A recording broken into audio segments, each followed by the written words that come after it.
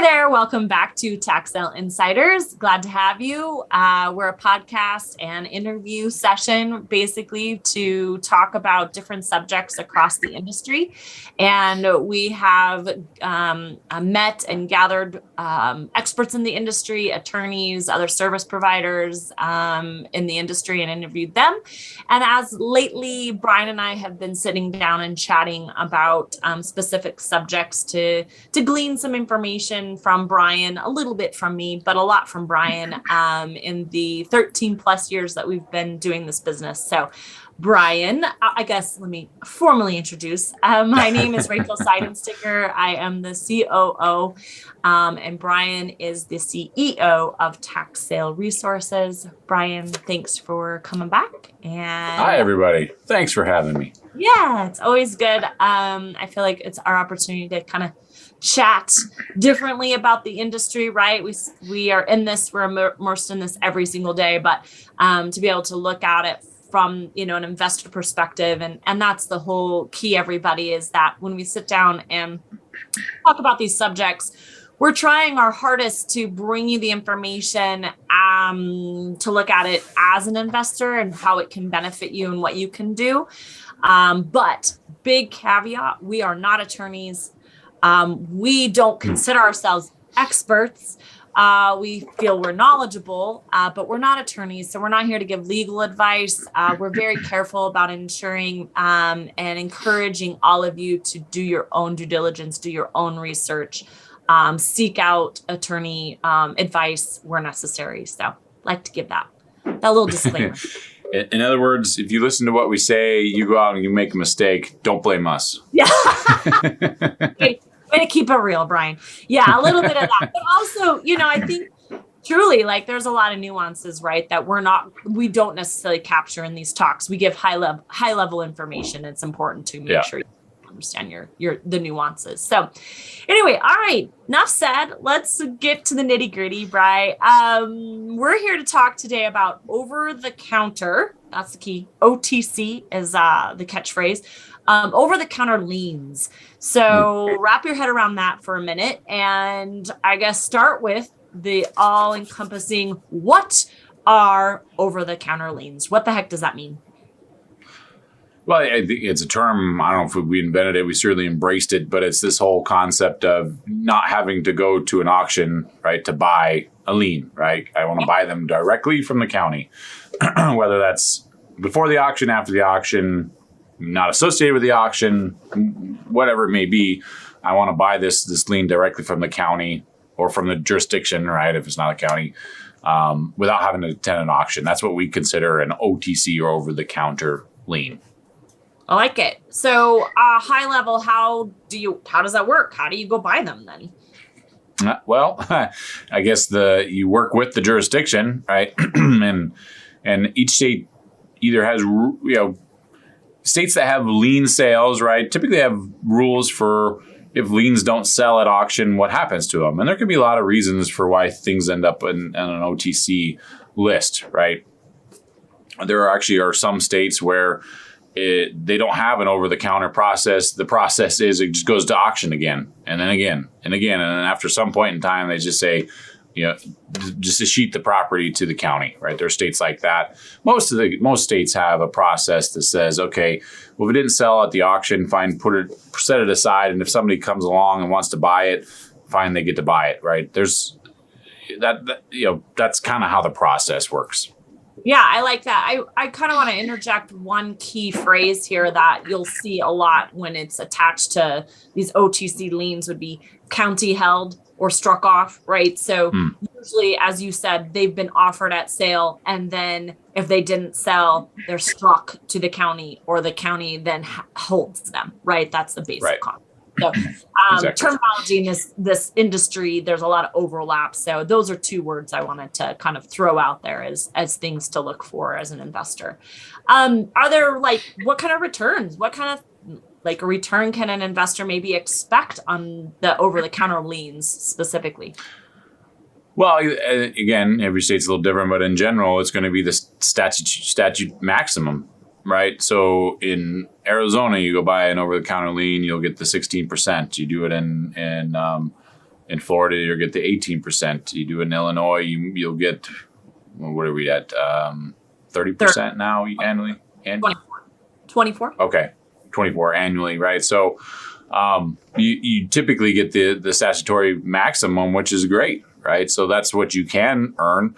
It really, I think the decision comes into which ones do you buy, because now we're talking about liens that nobody else purchased at auction and why, which we'll probably get into in a little bit. So I won't get too far down that rabbit hole quite yet. Careful. Don't jump ahead of me.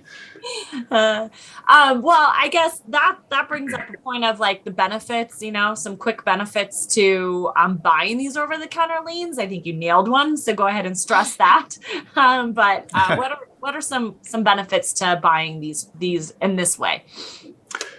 Like, I'd say the maximized return is a big one, as I just talked about. I'd say less competition because you're not bidding for them, right? Now, there's certainly competition. When I talked about Florida, of the first come, first serve, there's competition from that aspect, but you're not having to attend a sale.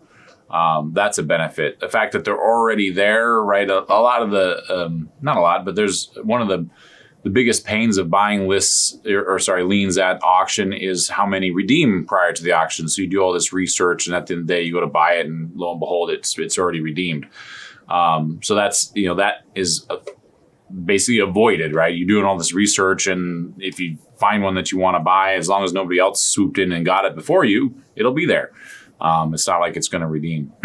So those are kind of the main advantages. The one that probably most people don't talk about, but on the lien side of the business, there is a lot of institutional money going after the auction liens, right, at auction. So there's a lot of competition there.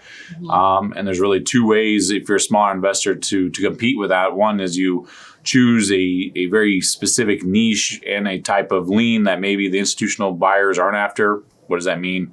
Like, okay, every institutional buyer is going to go after the nice single family home that is worth $250,000 and up, right? So get in line if that's the type of lien you're purchasing, versus if you're looking for a lien that's on a piece of vacant land in the middle of nowhere.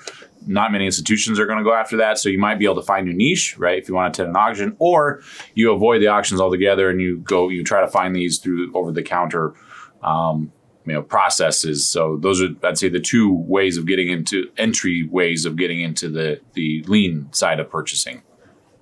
I like it. So of course, let's always look at, we've got the pros, but let's look at the cons. What are things you have to worry about in buying tax liens over the counter? Well, I think the general consensus is just this overriding, okay, these went to auction and nobody else bought them. Why? Right? And that's the con is several other people passed over them. Now, that doesn't mean that they're all garbage and none of them are worthless. It doesn't even mean that one man's, garbage is another man's treasure, right? There's we consider them over the counter because there's kind of follow-up sales, right? It's not an auction, but a follow-up first come, first serve sale in Florida, which they're really, because the way the bidding works in Florida, you have to put a deposit. If you're a bidder, right, and you want to bid a certain amount, you don't have to put all of that money up before the auction. You put a certain percentage up. And there's inevitably always bidders every year that bid too much, right, and they have to give back or they don't perform. Well, the county basically says, okay, we'll make those over the counter. They were great liens that somebody wanted to buy, didn't have the cash to make it happen. And so they ended up on the over the counter list. And so if you follow those close enough and you're the first one to get to those, you can get great returns on those. Now I have found through conversation last couple of years that's become more common and people are doing that. So you definitely want to be as fast as possible. But the consensus that every OTC lien is junk is just not true. There can be some great stuff that we consider over the counter. Yeah. What other like risks and cons come with these properties? Well, I guess it's the same, underwriting you need to do for any other lien, right? You can still buy, a lien that is a mailbox or a chunk of sidewalks or a piece of a corner on the side of the road, right? Those risks all are still there, just like on a normal purchase, and probably they're more common because, again, thing you need to keep in the back of your mind, not to scare you away, but just to keep conscious is this didn't sell at auction. Why? right? And is that reason why just because it, from a process standpoint, fell through the cracks, right? Or is it people passed on it because it didn't meet their criteria, but I'm okay with that? Or did they pass on it truly because it is worthless? And if it is worthless, I shouldn't be buying it either. Gotcha. You mentioned Florida. What other states have over-the-counter opportunities? Well, I'd say most states that have lien sales have over-the-counter opportunities, right? There's I think a few exceptions, and I can't even name states off my head, but there are some states where the process is to just put them up for sale again, right? I think Illinois is one where I think the normal process is they're not available over the counter typically, but it goes to this scavenger sale after sitting there for so long, and the opening bid rules changed to try and make it more enticing. And so that's one state that's slightly different. Another one would be like Indiana, where they have their normal lien auction, right? If it doesn't sell there, they actually go to a secondary auction we call commissioner sales, which is a shorter redemption period. We actually term them redeemable deed auctions because typically people attending those are searching for the properties. But at the end of the day, if it doesn't sell at those two, then it will go over the counter, and you can still buy over the counter stuff. So each state's a little different, but everywhere where there's a lien auction, there will typically be an over the counter lien opportunity. I like it. Yeah. And I guess I'll interject just a bit where these places that have a second offering or a second sale, sometimes we'll deem them as an OTC sale. It just really depends on how the state treats them. But those do occur. And again, less competition at them because, they weren't bid on at the first. So, they have a higher likelihood of having some issues attached to them. But over the counter, as we're speaking about, is definitely the ability to go in and literally work with the county and purchase them. But there are these second offering sales and so forth that is worth noting. So, how about, do you feel like there is a good way of finding the over the counter lists? A good way? Well, I mean, shameless plug, I guess. We collect hundreds of over the counter lists every year. I think last time I checked, there were almost 700 different over-the-counter lists that you can access through the Textile Resources research. So none of it's magic, right? You can go and hunt and peck and find counties and ask them for over-the-counter lists, right? Typically, they'll call it county-held list or what do they call them? All right. Anyway, each state or county might have a slightly different name, but the whole idea is like, are there any liens that didn't sell that I can buy outside of the auction? Right. That's the general question you can ask. So you can do that yourself, right? Or you can, log in through TSR research, Textile Resources research, and there's a whole tab dedicated to it, and download away.